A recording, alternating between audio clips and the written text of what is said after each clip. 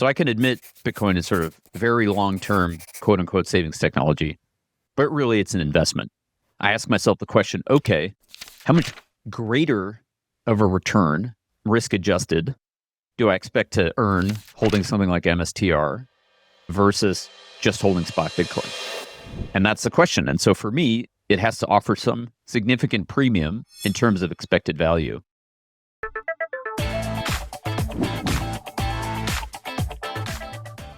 Where you wanted to talk when I briefly chatting with you before we decided to do the show is you wanted to do a postmortem on treasury companies and really kind of get into some of this because it's really kind of percolating, if you will. So what's your key takeaway? Let's start there. And then I'm sure we have plenty other places we can go beyond that. Yeah, let's do it. Warning, this is the episode where Andy Edstrom finally gets canceled in the Bitcoin community. So here we go. So yes, Bitcoin treasury companies are a dumpster fire. I mean, they are an unmitigated disaster. My words, not yours. I know lots of people that I consider good Bitcoiners who have gotten absolutely shellacked by these things. They're all dudes. We still need more women in Bitcoin. We have a few. I'll recommend people listen to your recent episode with Nat Brunel. But yeah, a number of my friends who are Bitcoiners have lost tons of money in these things. And obviously it's a spectrum. There's better and worse ones. And I think there's pain across the sector. The newer, dicier ones are down, 90+% off their peaks, in some cases more. The higher quality ones, I guess you probably have to put MSTR in a league of its own. Disclaimer, we both have relationships with Michael Saylor, and I think it's now back to 2020, fall 2020, when you and I did an episode, and we were talking about they had just put $500 million of their balance sheet into Bitcoin, and I observed that maybe the balance sheet could bear a little bit more leverage than it had, and I had no idea that he would take it as far as he has. But here we are. Here we are today. Just a little bit more leverage. Just a little bit. Although actually, it's interesting. I'd have to think about as compared to MNAV or compared to the balance sheet value. You got to define. Yeah, you got to define the leverage because you're actually a lot of equity raises is what it's actually. But yeah, go ahead and define this for people because they might snarl at the terminology. Yeah, well, and I don't have the former numbers in front of me from back in the day, but I guess my recollection is that balance sheet had very little debt. It had $500 million in cash, and the core business, the business intelligence software, was cash flowing like maybe $100 million a year or something. And $100 million a year, roughly, of cash flow. You should be able to put a few turns of leverage on that. You ought to be able to put, if there's $100 million of cash flow, maybe you can borrow 300 or 400, or if you really want to push the envelope, 500. Those would have been kind of normal leverage levels for a company like that with recurring revenue and contracts. Obviously, fast forward to today, and I don't have the exact numbers in front of me, but it's billions of dollars of actual debt. That's the convert debt. And then obviously we've got billions of dollars now of preferreds, and the preferreds are technically not debt. They can shut off the dividends, but they're sort of debt-like, with the interest payments on those things being, I want to say, 700 or 800 million a year. And then I guess if you looked at balance sheet and you said, okay, if the market cap of, it's funny, as we're speaking, I'm pulling up market cap on the Bitcoin's on worth, MST. Yeah, the Bitcoin's worth 56 billion as of today. Yeah. So, if you have 50+ billion of stock and you've got, 20 billion of quasi debt claims against that, that's actually not that levered. So, yeah, it doesn't feel that bad. And certainly it's a cash flowing business, and certainly it's by far the largest player in the market. And but so, Andy, take MicroStrategy. Let's put it on the shelf. We'll come back and talk about that. Talk about all the other treasury companies. And I think what is your broader dumpster fire talking point? Let's talk that. And then we can maybe talk the nuance of MicroStrategy, since I think we both agree it's very different than anything else that's out there. Yeah. Yeah. And look, I'm sort of hesitant to name names, I think probably everyone listening to this program knows the what names. these companies Yeah. are, because their various promoters have been marketing the heck out of them over the last number of months. And yeah, they range from companies that have new public company CEOs, like leadership's never run a public company, to problems with reporting, like failing to file SEC filings on time, to businesses that have no cash flow whatsoever to service debt and have done debt deals, generally convert deals. And then, yeah, just the numbers of, anybody who bought the top or near the top of these stocks a few months ago, they're down in some cases 80%, other cases 90%, in other cases 95%. So that's my short answer, I guess, on the dumpster fire. For me, I've been trying to, where I really struggle to explain this to family and friends, or really anybody for that matter, is when people are asking about a treasury company specifically that's trying to securitize Bitcoin, like talking about this arbitrage between Bitcoin's performance and what they're issuing, whether it's preferreds or convertible debt, and then arbing the difference between, like, people's eyes just glaze over and they just immediately are like, what in the hell is this guy talking about? And so I think a framework for me that has resonated, I think, a little bit better for people is to frame it like this. So people understand Tether very quickly. The stable coin, they're buying US treasuries, they're tokenizing it to create a dollar stable coin, and then they're putting these dollar stable coins out into the economy, but it's backed by US sovereign debt. I would make the argument, and I think this would be a really controversial argument. I think other people in the market might not agree with this framing, but similar to how Tether is, or Circle, or any of them are securitizing these dollar stable coins with treasuries, I think what MicroStrategy is effectively doing is also creating stable coins, dollar stable coins that produce yield, but instead of using US treasuries, they're using Bitcoin. And in order to do that in a way that isn't unsafe, they have to over-collateralize it. The number I keep hearing is 5-to-1, right? And I think when you look at the 5-to-1 over-collateralization, it's a function of Bitcoin's volatility. So if Bitcoin can go down by 70 or 80% in a year, you really do need to be 5-to-1 backed, assuming it doesn't go any lower than that, to ensure that the peg of what they're issuing stays intact. And people might hear that and say, but it's not the same. Well, I'm not saying it's the same. I'm trying to use it as a frame of reference or a mental model for people to try to understand what he's trying to do. He's effectively doing dollar stable coins. He's issuing them as preferred stock, and they pay a dividend where dollar stable coins really aren't paying any type of dividend or coupon, but they are pegging themselves to the dollar with something that's way less volatile in dollar terms than using Bitcoin as collateral. So would you agree with that? I like that framework, and it brings into relief, because you mentioned Tether, it brings into relief a couple things. First of all, people like to think in binaries, and usually that's wrong.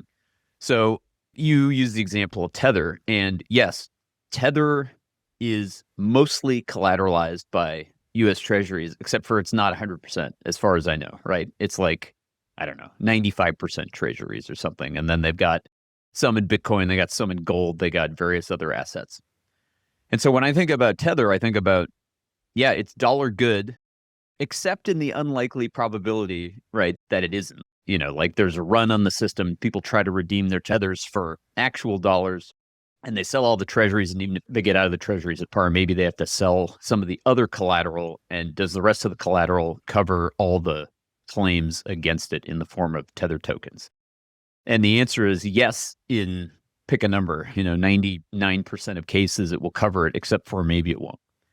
And then you look at something like the MSTR balance sheet, and yeah, I see that as also on the spectrum of highly likely to be solvent and highly likely to not have a problem paying out all the contracted liabilities, except for there is some small probability that it doesn't work out and that it unwinds. Mm-hmm. And so reasonable investors can make the bet like, okay, I think it's 95% certain that they'll pay all their liabilities and the accretion rate of value of Bitcoin will occur at a faster rate than they have to pay out, and therefore it'll be accretive to shareholders. And I just think people have to acknowledge that, oh, yes, but there's some downside risk, that it doesn't work out because there's a prolonged bear market in Bitcoin in dollar terms, or, God forbid, Bitcoin fails completely, et cetera, et cetera. Yeah. So we're on the same page there. So you got that. And what becomes a huge part, if you're taking Bitcoin, securitizing it and issuing stablecoin like equity that pays dividends around, what he's doing is 10%. So you've got that, and you've got this ratio of 5-to-1 to ensure that this stays intact, assuming the math and everything kind of stays the same and the volatility stays in that range and Bitcoin continues to grow. A lot of assumptions, very different than just owning Bitcoin. We fully acknowledge that. And then you have other companies that are, to the dumpster fire part of your talking point, that are trying to do that. They're trying to do what Saylor, which I would say is doing in a responsible way based on the math, but they don't seem to be executing. And I think that's the real talking point, is the execution's different.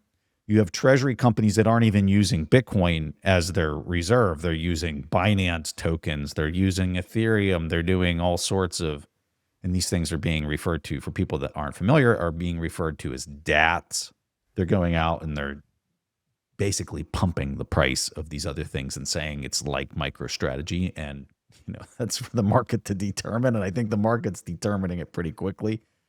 Any thoughts on that part of it, or any other talking points on the dumpster fire that you want to quantify, Andy? Yeah, look, couple things to key on. One, obviously, the digital asset treasury companies, the DATs. I guess it's like anything else, right? You got this long tail of crypto assets, digital assets, whatever you want to call them. The farther down the curve you go on those things, the more inherent risk there is in the underlying asset. And then add on top of that you're levering it. So yeah, good luck. Good luck to all participants in those markets. I wish them the best. I think it's going to be tough for a lot of those. Some will succeed. I don't know which ones. I think, with respect to the issue of how fast can you raise capital to build a balance sheet that is accretive to shareholders, just in the Bitcoin treasury company land, that's the major part that I think is, I don't want to say totally unpredictable, but a reasonable investor will say, how quickly can these things raise capital in an accretive manner over time? And therefore, how can they build that, if you want to call it the Bitcoin yield, right? How quickly can they accumulate coins such that there's accretion and outperformance versus the underlying price of Bitcoin? And it all depends on market conditions, right? I mean, a few months ago, these guys were, in some cases, able to raise tons of money relative to the size of their market caps. And now they can't raise any, or some of them can't raise any. Some are eking out small amounts of capital raises. And so as an investor, there's always uncertainty. I mean, if you just buy a normal manufacturing company at 10 or 15 times earnings, you don't know what those earnings are going to be in the future, but probably you can look at the core business and say, well, it's grown at X rate over a number of years. I assume that X will continue, or some discount or premium to that rate of growth. And therefore, I can kind of draw a box approximately around what I think those cash flows are likely to be, and therefore what I think the security is worth. I think with some of these smaller issuers, where the major factor is how fast can they raise capital and in what form, it's just a huge possible range of outcomes. I mean, the range of outcomes is so wide that it sort of becomes absurd to try and value these things. So when you say value these things, MNAV is the big talking point. If the Bitcoin is $1 billion, then the company is valued at 1.1 billion or whatever, some multiple above or below that MNAV, and for the company, hopefully above the MNAV. How do you think through that framework? Is it a viable framework? How do you value something like this? Yeah. So I do think it's a useful indicator, and I'll give you some examples and benchmarks. By the way, I'll just say that I think it was about 13 months ago or so, a little over a year ago, that I started hearing people in the Bitcoin community start talking about how MNAV, which is fundamentally a multiple of balance sheet value, right, was comparable to price earnings, or cash flow multiples. The implication being that a reasonably valued company might trade at 15 times earnings or 15 times cash flow. And therefore that Bitcoin treasury companies might be valued at 15 times MNAV. And my head almost exploded at the time. And I had some conversations, including on podcasts and stuff. I mean, it was wild. Anyway, we've come back to reality, I think. And here's my sort of rough framework for MNAVs. So the first thing to say, and you know this well, and you've taught your listeners about this over the years, which is nothing's certain. And so we have valuation metrics and none of them are precise. So this is all sort of rough math, but hopefully useful. So I took a college degree from a good college in economics. Yes, I did study some actually useful stuff, like I took a lot of math, but I did take a Keynesian economics degree, which was a hindrance, not a help in understanding Bitcoin. But one of the, I guess, in retrospect, useful things I did back in school was I was a teaching assistant. I was a TA in the econ department. And there was a visiting professor, and he said, Andy, come do some research for me. And he had some data on closed-end funds. And closed-end funds are these structures that have existed in, the U.S. stock market for, I don't know, decades and decades. And basically they buy mostly liquid assets. But unlike an open-end mutual fund, right, where you can create and redeem shares, you can't do that. It's closed-end. And so when you buy the security, it trades at either a discount to net asset value or a premium to net asset value. And, this professor said, look, try and find some predictive pattern. Here's a bunch of data. I want to make money in markets. Like, what patterns exist in the discounts or the premiums or any other piece of data we have on how these things trade? And is there anything there that's predictive of future returns? And the basic range of outcomes for closed-end funds, generally speaking, was occasionally they trade at modest discounts, the equivalent being an MNAV of, like you just said, 1.1 or something. That's modest premiums. And then often they traded at discounts, more often. And 10% discount was not uncommon. 20% discount is where it often got really interesting. If you could buy something at a 20% discount, or that'd be an MNAV, I guess, of 0.8, chances were you're going to get a good return. And then it was sort of gray area between like 10 and 20% discounts. So that's one kind of benchmark that I think about with respect to MNAV on these Bitcoin treasury companies. Okay. Second model is one with which you're well familiar. Very well managed holding companies like Berkshire or Markel Corp, right? And these things, as you know, often trade at, when things are going well, they might trade at 2 times book, like a 2x MNAV. Occasionally higher than that, but not that often. And then third model I think about is banks. Okay, banks can use 10x leverage on their balance sheet, right? That's a huge advantage. They should be able to generate very attractive returns in theory with that kind of leverage. And very well-managed banks trade at maybe 2 to 2.5 times book value, which would be comparable to, 2 to 2.5 MNAV. So none of these examples or these models is perfect when it comes to Bitcoin treasury companies. But I do sort of triangulate to some notion of these things, if they're extremely well managed, maybe they should trade at 2 times, maybe 2.5 times in extremis, but that's rare. And more normally, they should trade at either modest premiums or possibly even, modest discounts.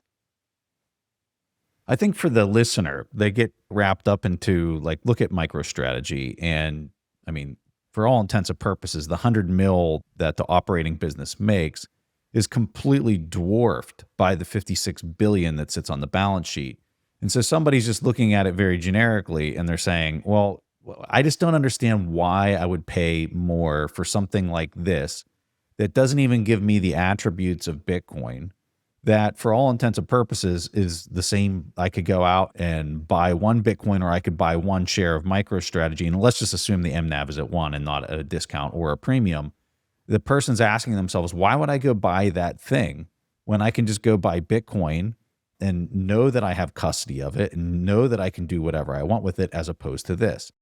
I've got an opinion. I'm curious how you would respond to that person as they would ask such basic, and I like the basic 15-year-old kind of question, because it gets to the root of what it is versus Bitcoin.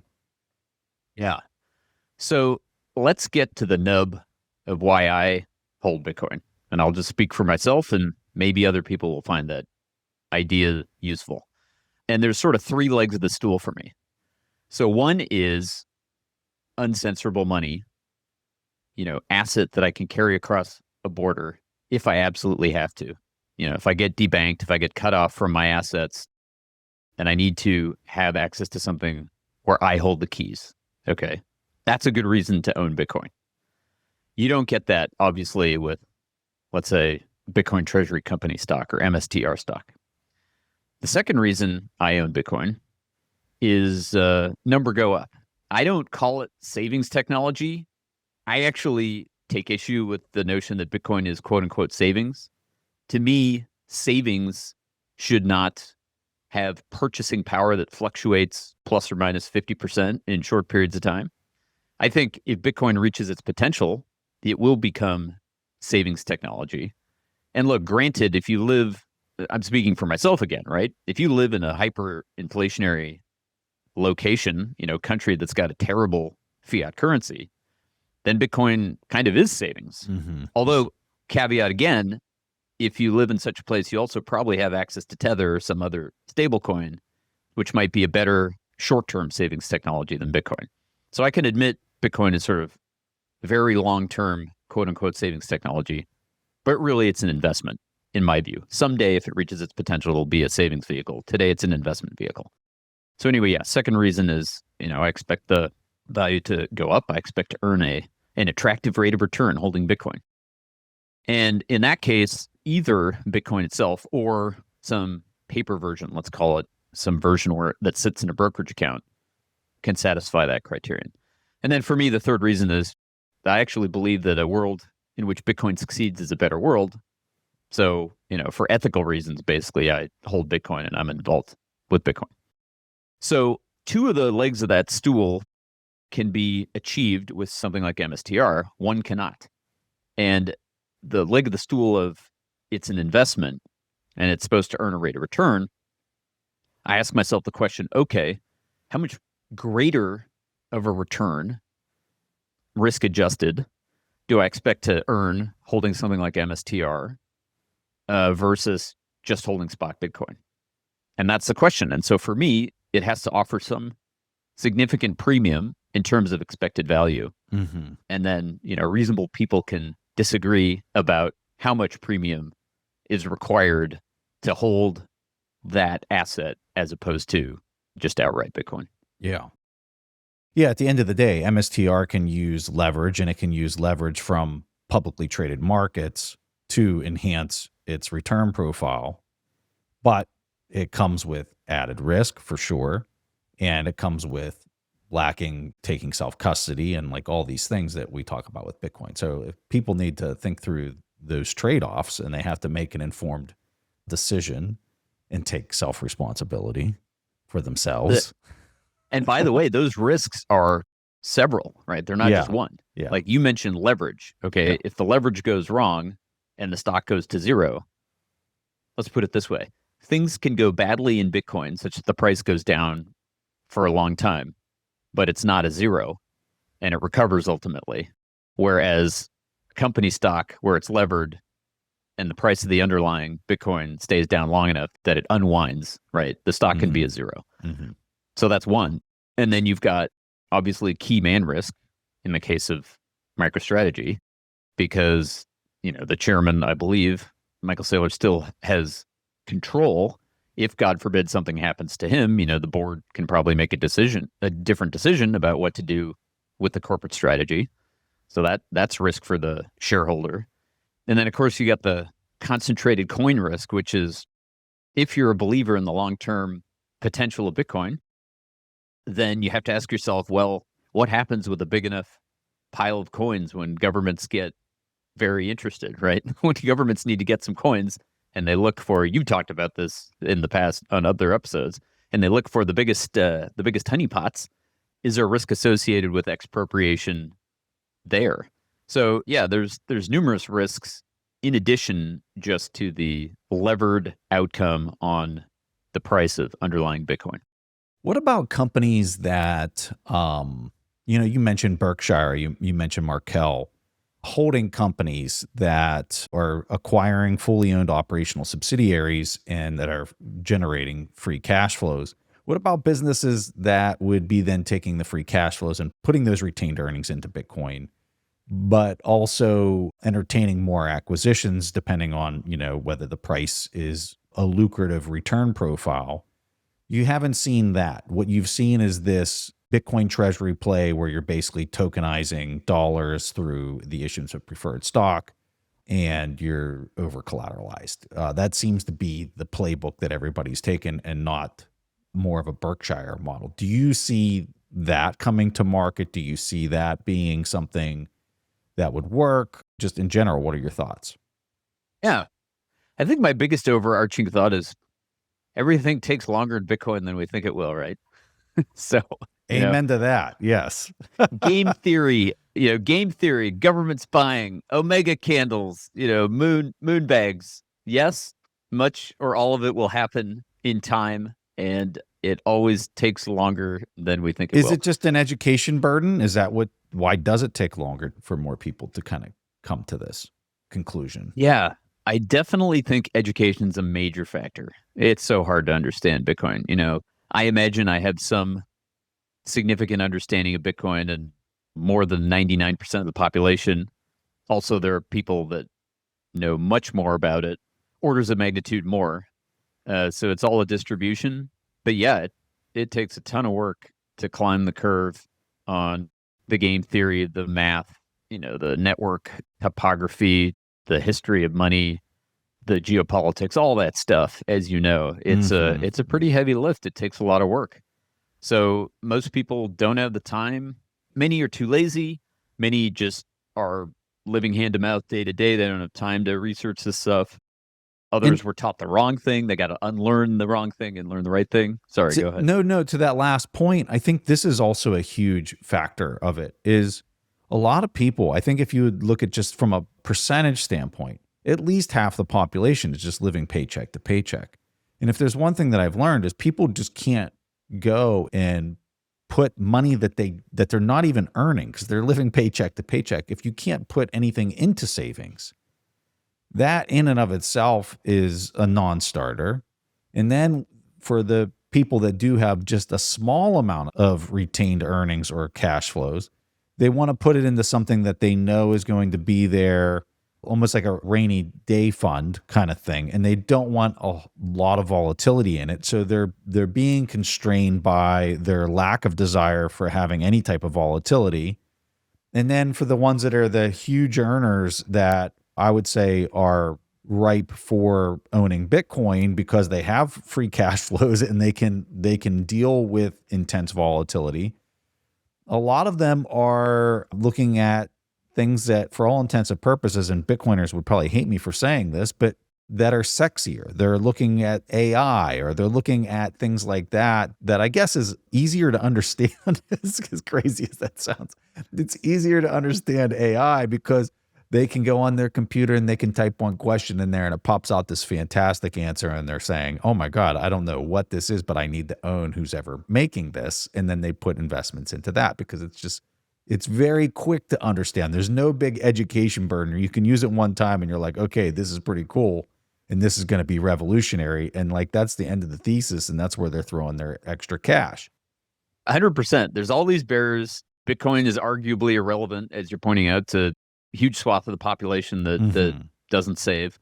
And then I agree completely that the AI narrative has sucked a lot of the wind out of Bitcoin in terms of US dollar price in the last year or two.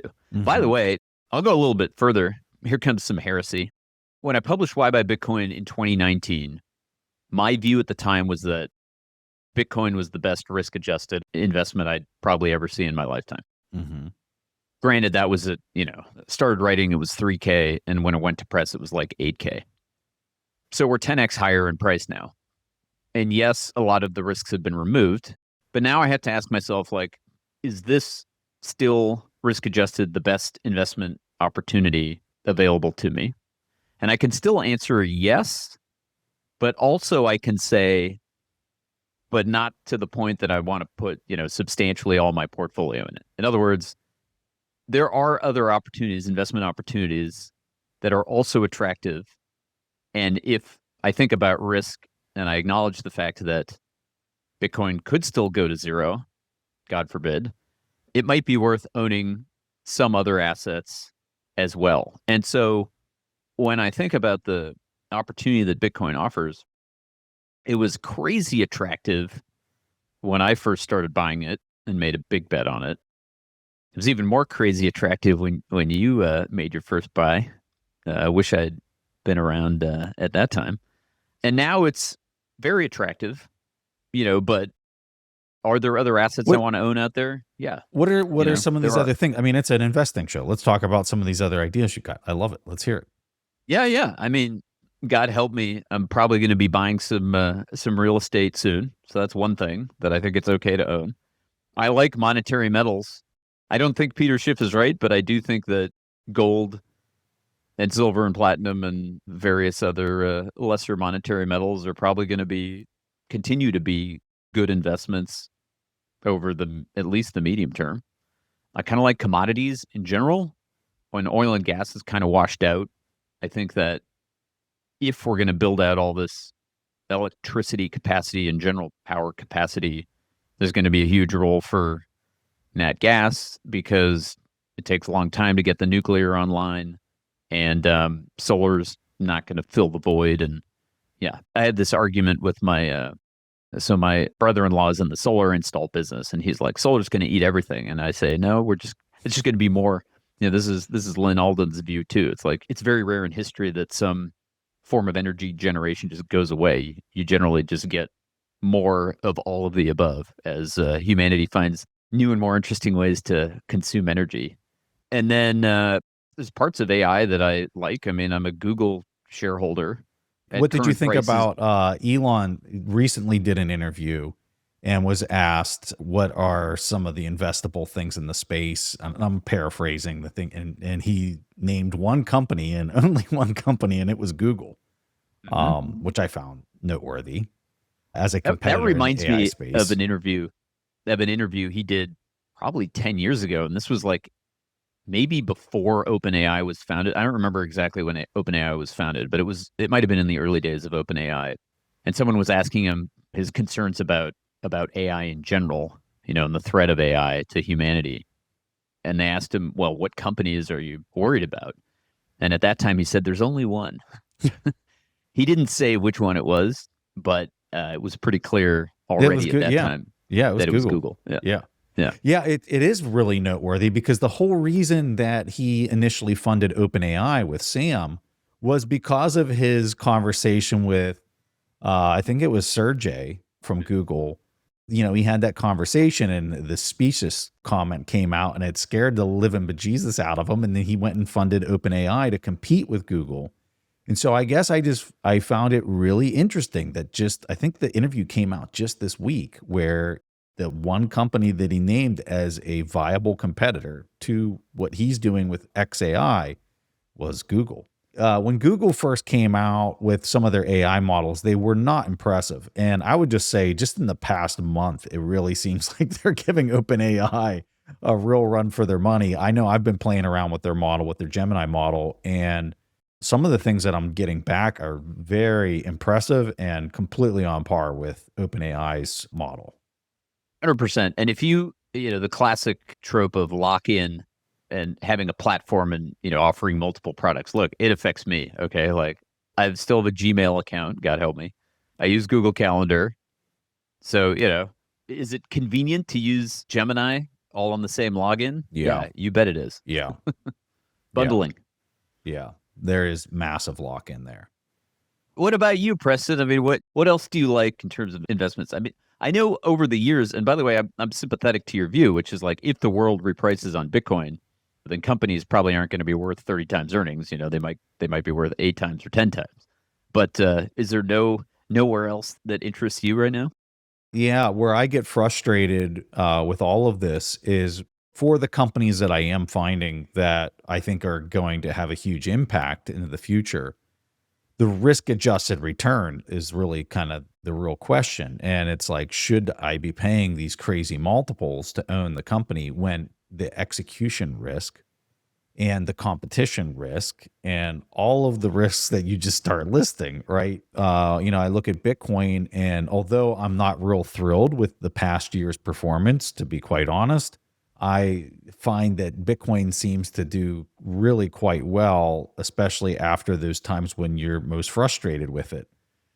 So until I kind of see a real clean break that the network adoption rate that we've seen growing at a power law type pace is broken or doesn't seem to be fulfilling what many would say is mathematical certainty or just kind of a global network rate of adoption. If I ever felt like that was breaking down, which I don't, I'm having trouble finding things in the market that I think are going to outperform. Look, I'm really sympathetic. hard. I'm sympathetic to that view. And by the way, God help me, 6 years ago, I published a price target for Bitcoin, right? I had three scenarios. And this is obviously simplistic, right? But it's what I decided on, which was back then, scenario 1 for me was, it fails, it dies. Okay. Bitcoin mining has a reputation for being impersonal, risky, and full of hidden fees. But one company is flipping that script, and it's Abundant Mines. Abundant Mines was founded by Bo and Christine Marie Turner, two Bitcoiners who lost over $500,000 to mining providers that overpromised and underdelivered. Instead of walking away, they built the company they wish had existed when they first started mining. With Abundant Mines, clients actually own their machines. And in Oregon, they come with no sales tax. There's one flat monthly fee for hosting, no surprise repair invoices, and if a rig ever goes down, their system redirects hash power so your earnings don't miss a beat. But what really stands out is how personal the experience is. Every client gets direct support, ongoing education, and guidance from a real human being who lives and breathes this mission, so you never have to be left guessing. In addition, through 100% bonus depreciation, mining can offer major tax advantages that you don't get by just buying Bitcoin. Their clients describe it like acquiring Bitcoin for half price when factoring in the returns and the write-offs. They've put together a thoughtful gift just for listeners of this show that could potentially save you thousands of dollars. There's no pressure, just something to help you think through if mining is actually right for you. So if this is something you're curious about and you want to learn more, you can check it out at abundantmines.com/Preston. That's abundantmines.com/Preston. Most people don't realize this, but almost 60% of the average American homeowner's net worth is tied up in their home. Home prices are up more than 75% since COVID. That looks great on paper, but most of the wealth is locked in your home and not diversified. If you let your equity sit there, you could miss out on better growth opportunities elsewhere. Now there's a way to put your home equity to work in Bitcoin, thanks to Horizon. Horizon helps homeowners buy Bitcoin with their home equity without taking on a loan or adding monthly payments. Here's how it works. You unlock tax-free cash today to stack Bitcoin by selling a small slice of your home's future value. You stay in your home as usual while Bitcoin does the work in the background, and that's it. Later on, when you sell or refinance, Horizon's providers take an agreed-upon share of your home's future value, and that's the trade. And what really sets Horizon apart is that there's no term limits and no risk of forced liquidation. You keep 100% of your Bitcoin upside, and you custody the Bitcoin however you want. With money printing inflating home prices to their highest level ever, it may be wise to take some gains off the table. If you want to diversify into Bitcoin, an asset with a proven record of beating inflation, Horizon may be the product for you. Head to joinhorizon.com to see if you qualify and see your home's Bitcoin potential in just 2 minutes. Their team of experts will work with you one-on-one from start to finish and help you unlock your home equity to purchase Bitcoin. Transform your home equity into Bitcoin today with Horizon. And I put a 1/3 probability on that, which was probably too high, but I was still learning. Cut me some slack. And then the second scenario was, okay, it's kind of already reached its potential. Remember, this was at publication, it was like 8K Bitcoin. And then the third scenario, which I assigned a 1/3 probability to, was the success case. And, I didn't look ahead decades and decades, but I picked a 10-year price target. And the 10-year price target was 8 trillion of network value, which would be about 400K per coin. Okay. And remember, price was 8. So 8 to 400, that would be a 50x, right? Pretty attractive for a 10-year return. And how's it gone? Well, that was 6 years ago, and it's gone 10x, right? And which leaves another 5x for the next 4 years. I still kind of like that price target. It's kind of in the ballpark. I could definitely be wrong, but do I want to hold an asset that I expect to go 5x in the next 4 years? Yeah, you bet I do. Do I want to hold it in size? Sure. Everyone always says, why so bearish, Andy? But I think I'm sticking with that target, at least for now. I guess I'm more bullish in when I look at what a lot of this technology is going to bring, especially in the form of robotics and AI. I'm just looking at how are the governments going to respond to so much dislocation that's going to happen from all these advanced technologies? And they're going to have to print. They're going to have to print just like they've been printing, maybe even more. And when I look at Bitcoin and the fact that it's immutable, I can send it straight over any type of internet connection, where gold, you can't do that. I just I don't know. The use case is there times 10 for me in the face of everything that's transpired since 2019, right? The timeline that you're throwing out when you were writing the book. I'm looking at back then, we weren't talking about AI as being it was a fiction novel back then. It was more of oh yeah, we're tinkering with these neural nets and they can do things. And there was no chat bot that you could talk to and it would give you some super advanced answer. The humanoid robots just in the past year, when I look at the numbers and the quantities that Elon alone is saying he's going to be pumping out in the coming 5 years, this thing's moving out like a freight train. And, when you look at the gigafactories that he was building for the cars and all these battery plants and how many cars, the projections of what he was saying he was going to do around now and in the coming couple years, when they were building that and the size of some of those factories, and when it's first getting announced, I was like, come on, the size of this is crazy. Is there really going to be this kind of demand? And now in 2025, when I'm hearing and seeing the cost reduction to the end user with the driverless technology and what it's going to do to Uber as far as the robo taxis, and I just kind of pull on that thread a little bit, I can quickly see how they're just going to be such a dominant player, absolute dominant player. And so then I'm hitting copy paste on the humanoid robot side, which I think is not seen by, I think very few people, everyday people are looking at the humanoid robots and thinking that it's going to be a viable thing, just like we were looking back in 2020 or 2019 with the robo taxis and saying, I don't know, man, will it? Now it's getting very real. I think you're going to have the same thing with the humanoid robots in about 5 years from now. And I think that's when it's going to really set in, where the printing press is going to get super hot and maybe starting to catch on fire because of the pace that it's going to have to be moving at.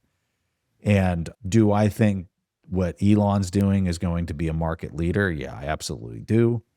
But like all things, it comes down to well, how much are you going to pay to participate? What's the markup on owning that equity versus just betting on the printing press continuing to fire off, $100 bills all day long, all day and all night. So we're going to get a lot more short bucks. You're right about that, Preston. I have almost no doubt about that conclusion.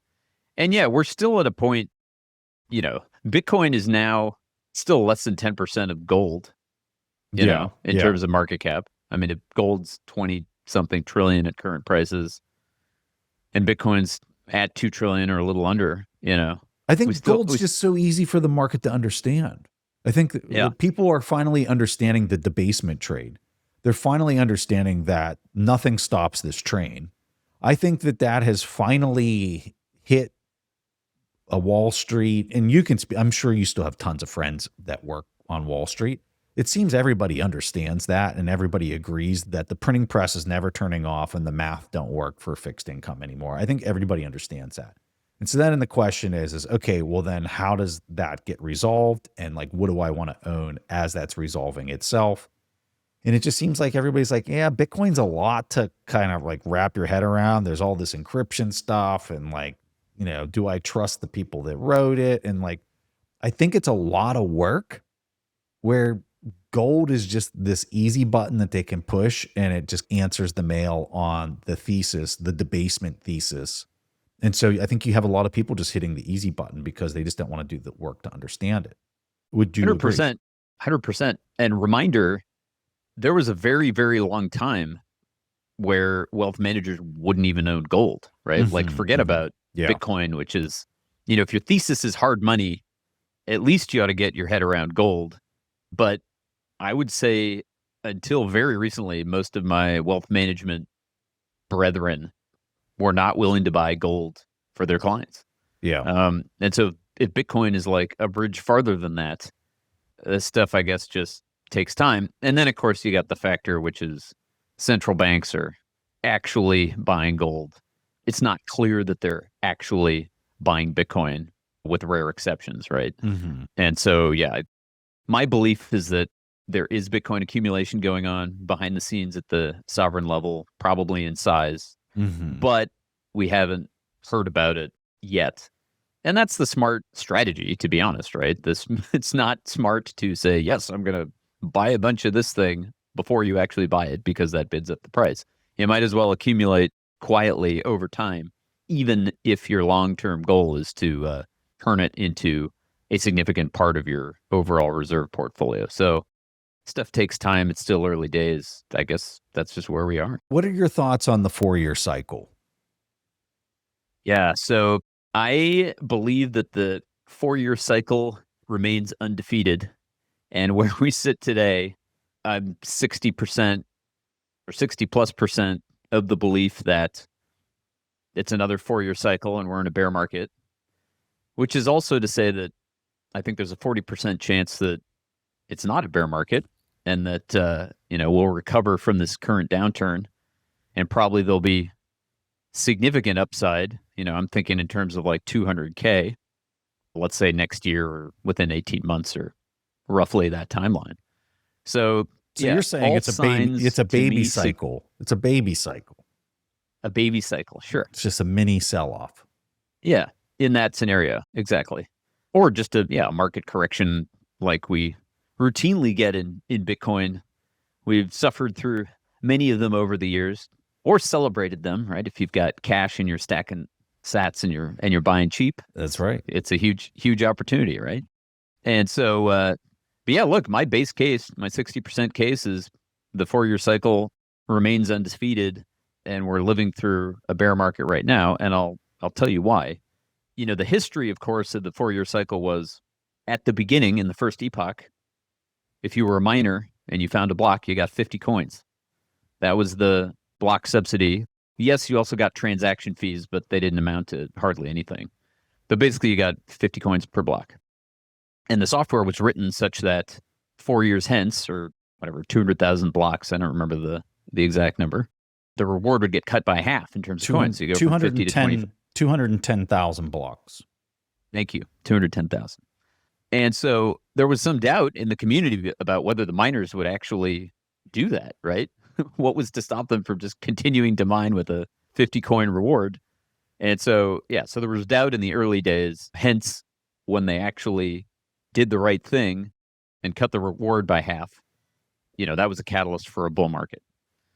And then by the second epoch, or I should say the third epoch, there was arguably some doubt. I mean, I guess you actually were around in that time. I was not. You would know better than I. Let's say maybe some members of the community had some doubt and then others didn't. Anyway, it worked out. So the cycle became more muted. I would say the factor that still was a factor in the last halving was there's still the game theory fact that if you were to attack the network, do a 51% attack, the best time to do it is right after the halving. And the reason is that if you're a miner and you're doing your capital expenditures and you're investing in mining equipment in ASICs, you are making some assumptions about the return on investment you're going to get. And you're assuming that you're going to mine the current block subsidy until the next halving. And by the way, you probably have at least a 4-year outlook. Like you're not buying brand new machines with the expectation that they're going to be obsolete in less than 4 years. So you're budgeting for, I'm going to make good money until the halving, and then maybe after the halving, like I'm close to break even, I'm making a modest profit.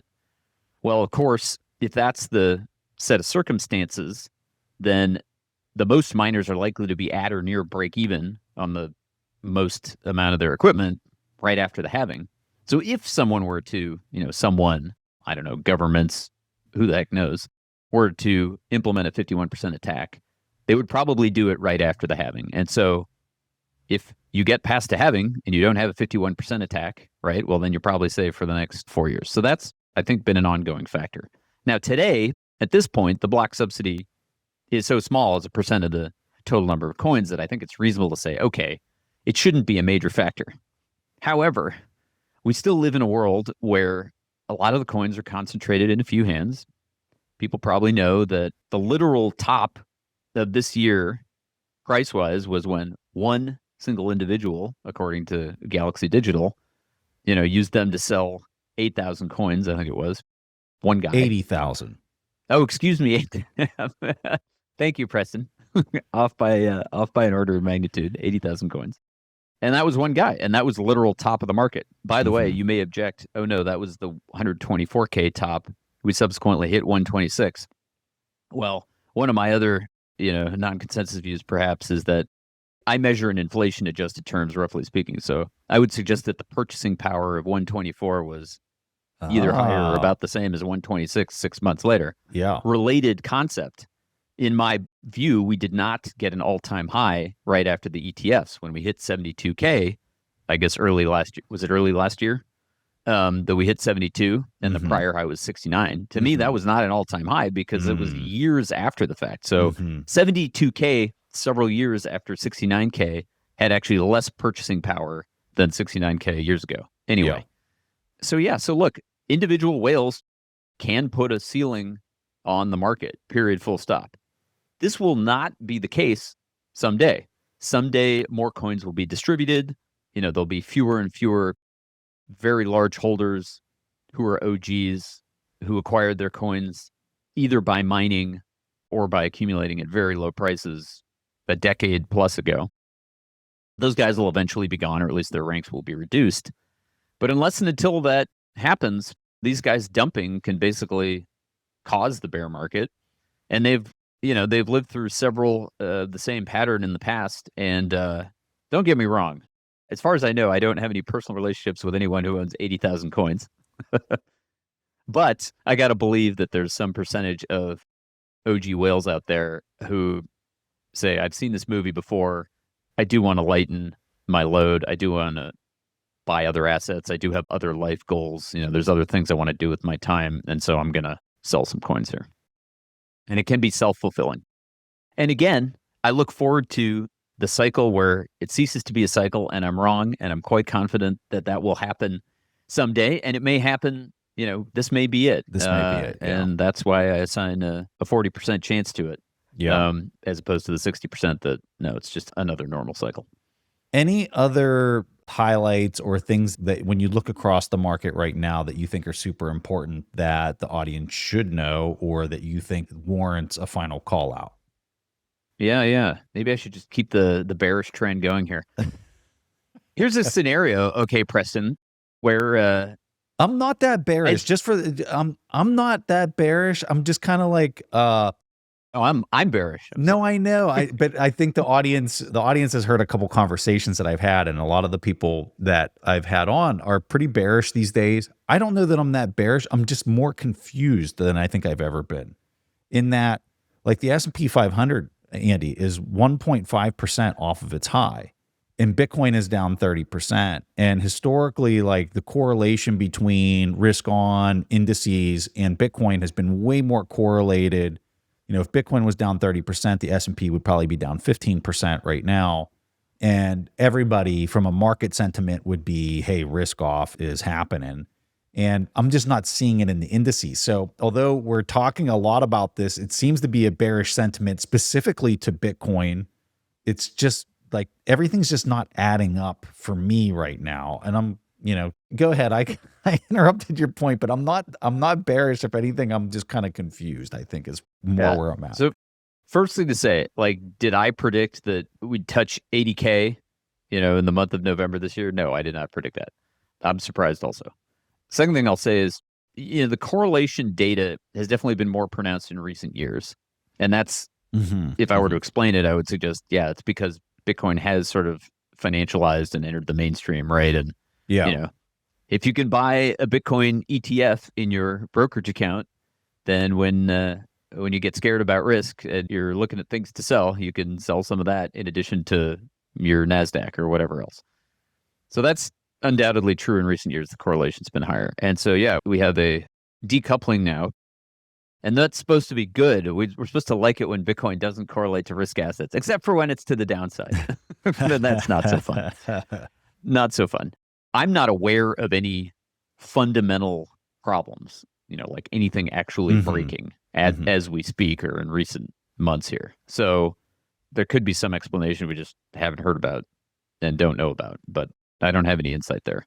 When I think about like short to medium returns and I look at Bitcoin and I say, well, if it's a bear market, like what's my expected downside? I kind of assume like, I don't know, something like 60K. Maybe it's maybe the 58K gang gets to ride again. We'll see. But the upside, if this is not a bear market and the money printer comes back, which there's a very good chance of even in the near term, we see 200K next year. The expected value, I multiply out those probabilities. I say, look, I think we're back to 100. What's the number? 116K or something, well into six figures next year. And on a percentage basis, that's pretty good. And then again, long term, nothing's changed for me. I still expect multi-$100,000 Bitcoin before the end of this decade. And if it reaches its potential, obviously, it goes into the millions and beyond. So that's all good. Yeah, look, the bear scenario that I was about to lay out was with debt levels this high and with inflation this much of a threat, and with uncertainty about return on investment in hot areas like in AI, buying AI stocks broadly defined at current valuations, is that likely to yield an attractive rate of return? You might say no, because everything's kind of bubbly looking, or many things are. B, the CapEx burden is huge for these guys, and they may not earn a return on investment on that CapEx anytime soon. In fact, they may be vastly over-investing. And it may be that, it's like electricity or other sort of general technologies where actually most of the value accrues to the users. They capture the surplus rather than the producers. We don't know. But I can envision a scenario, which I'm not saying is high probability, where, ROI at current prices on quote unquote AI stocks is not that attractive. Maybe it's, if you buy a basket, maybe you make low single digit returns or something because a bunch go to zero and then a few survive, but they don't go up enough to make the basket do really well. And then maybe the Preston Pysh thesis of stocks are on average 25 times earnings and they're going to go to 10 times, but it might take a decade and earnings grow through all that. So you get 10% earnings growth, but your multiple contracts by more than half. And so you make like a modest return. Maybe you beat inflation. And Bitcoin heroically makes 15% a year, and it's the best performer in your portfolio among major asset classes. I don't know. Or maybe it makes 20 to 25% a year. which by normal standards is very, very attractive. Very, very. So, that's the way it could go. And we could be in an era where the returns on Bitcoin are very attractive compared to other assets, but we're not in a world where you're going to make 40% annualized and you're doubling every couple of years on average. Those days may be behind us. And Bitcoin has other benefits we discussed earlier, and, that's fine. So we may be in the get rich slower time period rather than the get rich quick era of Bitcoin. Not what people want to hear. We're going to get rich slower than you thought. Exactly. We're back to saving and patiently investing. Really sexy stuff. I mean, Andy, these are unprecedented times. Like, I don't care what anybody says. When you look at history and you look at the rate of change that happens throughout history, and you look at right now relative to any other point in time, and this is wild, man. Like, the stuff we're seeing rolling out, the pace that it's rolling out. I mean, I'm covering tech now on the show, and it's just like, it's unbelievable the amount of things that are coming up on the radar. It's wild. But well, it's obvious you were smart to pivot into that area because it's fascinating, endlessly fascinating. I know your mind appreciates exploring the frontier, and I'm glad you're still doing some Bitcoin content of course, as well. Yeah, because it's relevant to the future. But yeah, you're going to have lots to do. There's going to be no shortage of topics for you to cover in future. And it's all interconnected. I mean, it's going to have so much dislocation when it comes to just the employment market and things like that as we go further down the timeline, and the offset that the governments are going to have to print for all of that. And like, all of it's interconnected. And what a time to be alive. And, what a pleasure to talk to you, sir. And I really appreciate you always making time and coming on the show. Give people a handoff, Andy, if they want to learn more about you or they want to check out your book. Give them a handoff where they can learn more. Sure. Why Buy Bitcoin is the book. I'm still on Twitter, notwithstanding the degraded experience. It's Edstrom Andrew is the handle.